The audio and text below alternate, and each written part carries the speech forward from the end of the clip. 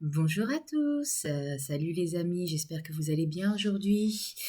Alors aujourd'hui, je voudrais vous parler de la pensée positive. Je continue sur ma lancée puisque je trouve que c'est important d'avoir une pensée positive. Alors il faut savoir que quand on concentre son esprit sur un rêve, sur un projet, sur un objectif, ça accroît notre motivation, nos actions et on met le focus dessus. Et ça là, devient une obsession. Durant toute notre enfance, on a intégré des schémas, plus ou moins faux, hein, concernant nos relations à l'autre, à soi, à l'argent, à nos capacités à faire, ce qui nous est possible ou pas.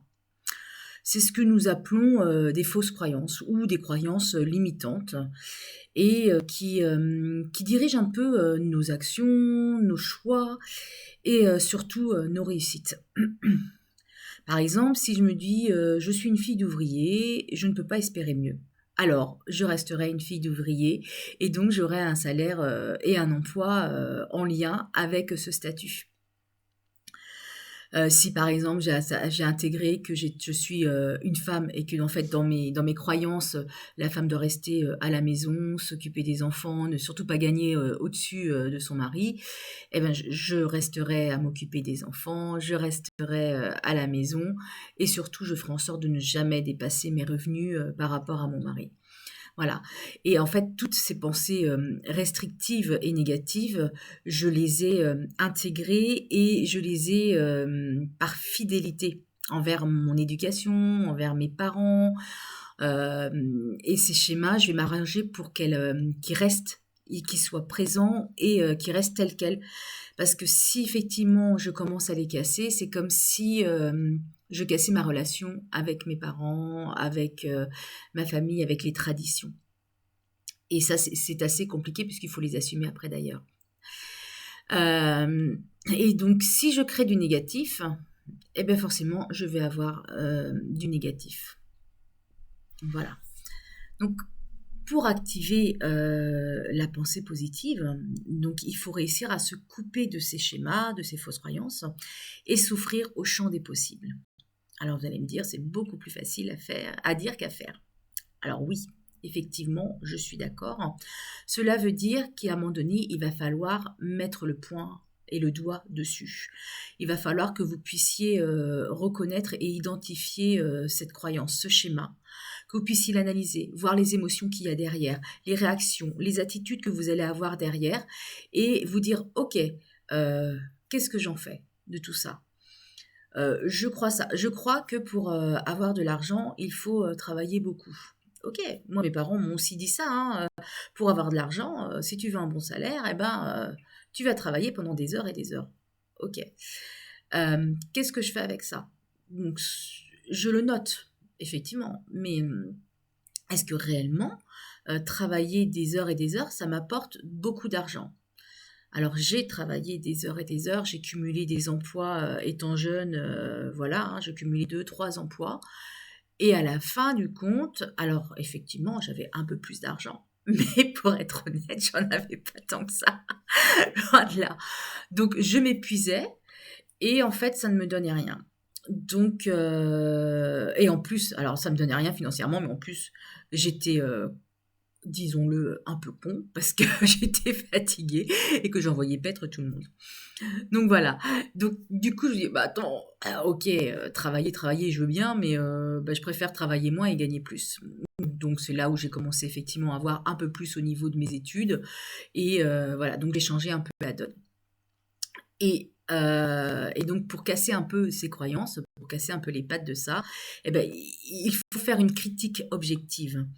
Hem, Si je reste effectivement dans la même position, le même positionnement et que je me dis: «Oui, effectivement, il faut vraiment travailler, travailler, travailler parce que je fais des heures supplémentaires, parce que j'ai de l'argent en plus», et ben, je ne changerai rien. Si par contre je me dis: «Ah ouais, mais alors attends, je peux très bien décider, de faire un autre travail et travailler moins et gagner de l'argent», parce que c'est possible, en soi, c'est possible, nous avons toutes les possibilités. Par contre après, c'est une question de choix. qu'est-ce qu'on est capable. Si par exemple, pour travailler mieux, il faut que j'aille à l'étranger, est-ce que je suis capable ou est-ce que j'ai envie d'aller à l'étranger pour faire le même travail, mais être mieux payé? Est-ce que j'ai envie d'utiliser de l'intérim? Est-ce que, voilà, il faut savoir où sont vos directions. Et donc à partir de là, effectivement, il faut, une fois que vous avez ancré ça, il faut célébrer. Il faut vous dire, ok, donc ça, j'entends, je prends note de ce schéma, je prends note de mes réactions, et je décide de changer parce qu'effectivement, la vie m'a prouvé, que ça soit par les réseaux sociaux, que ça soit mes amis qui sont en face, ma famille qui me renvoie aussi des choses, ils me prouvent que c'est faux. En fait, c'est ce que je crois, mais ce n'est pas forcément la réalité. Donc, à partir de ce moment-là, je commence à critiquer, je commence à changer mon comportement et je me rends compte que c'est vrai. Si je fais l'expérience dans le cas du travail de l'intérim et que en travaillant une journée, je gagne plus que si je faisais une journée habituellement dans ma société, je vais effectivement comprendre que, que ma croyance est fausse. Et c'est en répétant les choses qu'on va finir par bien l'intégrer et changer sa croyance. Voilà, j'espère que je suis assez claire, je sais pas. Vous me direz si c'est clair ou pas. Voilà, alors bien sûr, on est d'accord que, on est d'accord, je ne sais pas si vous êtes d'accord, mais moi du moins je le pense, le fait de passer son temps à regarder les médias, les réseaux, qui nous apportent que des choses négatives, des événements négatifs, que ça soit de la colère, de la haine, de la violence, de la tristesse, la mort, la peur, ça nous aide absolument pas de dépasser des croyances. Voilà, je voulais vraiment que vous preniez conscience que en fait tout dépend de vous. Vous avez toutes les ressources à l'intérieur de vous. Un petit exercice qui est plutôt sympa en fait à faire, c'est vous prenez un petit cahier et vous notez tout ce que vous avez réussi à faire jusqu'à présent. Tous les challenges que vous avez réussi à faire, malgré que votre entourage n'y croyait pas ou que vous n'y croyez pas. Par exemple, moi j'ai le vertige. Alors, j'aime pas avoir le vertige, ça m'énerve, mais j'ai tous les symptômes du vertige. J'ai peur de monter sur une échelle, quand je regarde en bas, je me sens pas bien. D'ailleurs, dès que je suis arrivée là-haut, je commence à être en panique totale. Et pourtant, je me suis prouvé à moi-même que je pouvais monter, puisque j'ai déjà dormi dans une tente qui se balançait dans un arbre. J'ai dormi dans ce qu'on appelle les nids. Je ne sais pas si vous connaissez. C'est des tentes. On voit hein, les cabanes dans les arbres. Ils font aussi des nids hein, comme ça. Donc j'ai dormi même plusieurs fois. Et alors hier c'était marrant parce que il a fallu que j'aille dans mon grenier et que j'aille récupérer. J'avais mon mari qui me jetait, enfin qui me donnait les cartons et donc moi j'avais la tête en bas. Et alors d'habitude moi j'ai quand même bien le vertige et regardez en bas, donc j'ai des nausées, j'ai un malaise, je suis paniquée, je peux voilà donc c'est vraiment out quoi.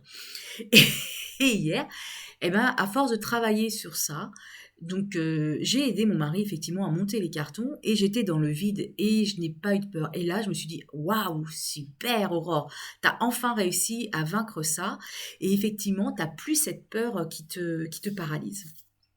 Donc c'est juste génial parce que du coup, je me sentais bien et j'ai compris que c'était juste une croyance. Je croyais que j'allais tomber alors que je ne suis jamais tombée, hein, faut être clair, hein, mais voilà, je sais pas pourquoi, je vais pas essayer d'aller analyser ça, mais en tout cas, j'ai gagné cette victoire. Et ce qui est important, quand je vous dis de célébrer, c'est effectivement, c'est ça, c'est dire, hey, super, Quand votre enfant, il fait un exercice ou qu'il dépasse quelque chose, vous le félicitez, vous faites ouais, waouh, c'est super ce que tu as fait, c'est vraiment génial, bravo, je te félicite et tout ça. Et ben là, c'est la même chose. Allez, faut se dire, je te félicite, tu as bien dépassé quelque chose et tu as le droit de te faire un petit cadeau. Alors, le petit cadeau, c'est pas forcément quelque chose qu'on s'achète, hein. Ça peut être juste une représentation, voilà, ça peut être, je sais pas, moi, des fois, je me fais des mandalas. Ça me fait un petit cadeau, ou je m'écris un petit poème en disant ouais, j'ai dépassé ça, c'est trop cool quoi. Enfin voilà. Donc l'idée c'est vraiment de se valoriser sur ce qu'on a fait. Parce que toutes ces valorisations, vous allez nourrir votre estime en fait. À partir du moment où vous allez vous valoriser, vous allez vous donner de l'amour et vous dire ouais, je suis quelqu'un quand même qui est super quoi, parce que moi j'ai réussi. Et il n'y a pas de comparaison à avoir avec les autres, mais cela dit, vous avez réussi à dépasser quelque chose. C'est une victoire, une réelle victoire. Je veux dire, c'est comme quand vous faites un 100 mètres et que vous arrivez à le faire. Alors moi je sais pas parce que moi je cours pas, mais j'imagine que quand vous avez dépassé le record en fait que vous aviez déjà, à partir du moment où vous avez mis mais ne serait-ce qu'une seconde de moins, c'est juste génial parce que vous avez fourni un effort super et vous êtes content. Et là, c'est la même chose. On se nourrit de ça.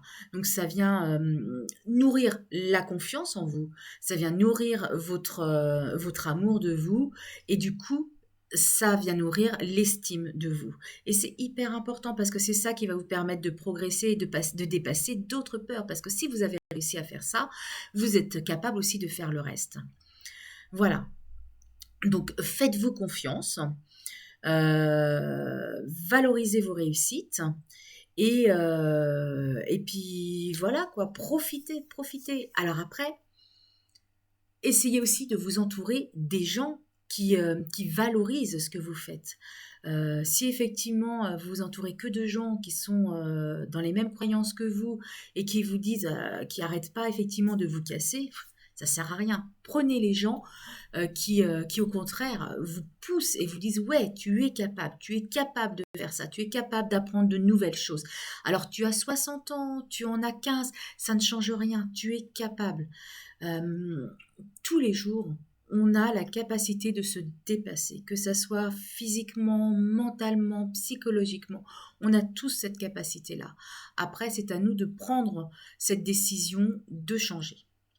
Voilà. Alors, c'est peut-être un peu long aujourd'hui, mais c'est pas grave. Je tenais quand même à ce qu'on parle de ça et partager effectivement moi mon sentiment par rapport à ça.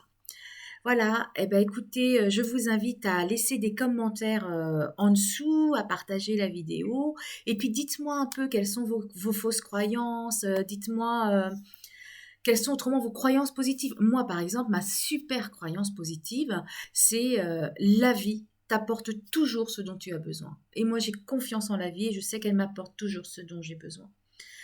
Donc voilà, laissez des messages. Voilà, je vous aime, je vous embrasse et je vous dis à bientôt.